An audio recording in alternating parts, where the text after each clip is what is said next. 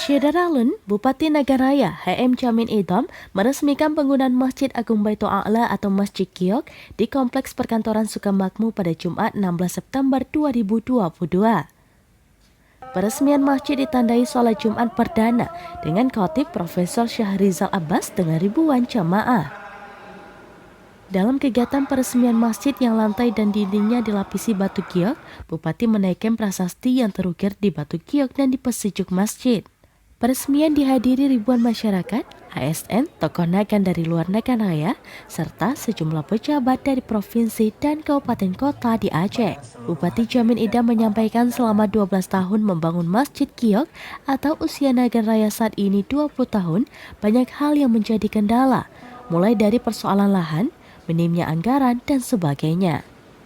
Namun, semua tantangan itu dapat diatasi sehingga pembangunan masjid dapat diselesaikan dengan baik. Tahapan yang menjadi prioritas ke depan adalah membangun 4 buah menara.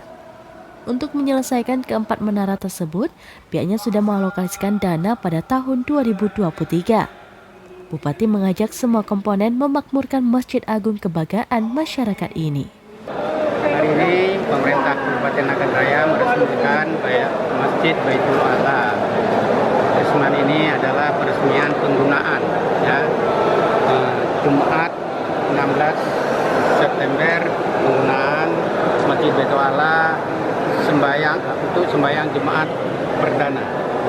Artinya kita sepakat seluruh komponen masyarakat dan tokoh untuk melakukan ini hari kegiatan peresmian pembukaan masjid.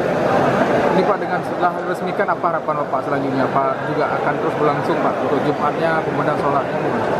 Tentunya harapan kita ke depan setelah ini kan kepemimpinan saya hanya tinggal 3 hari lagi, tentu hendaknya pemerintah daerah bisa. Dari Nagaraya, Rizwan, Serambi On TV.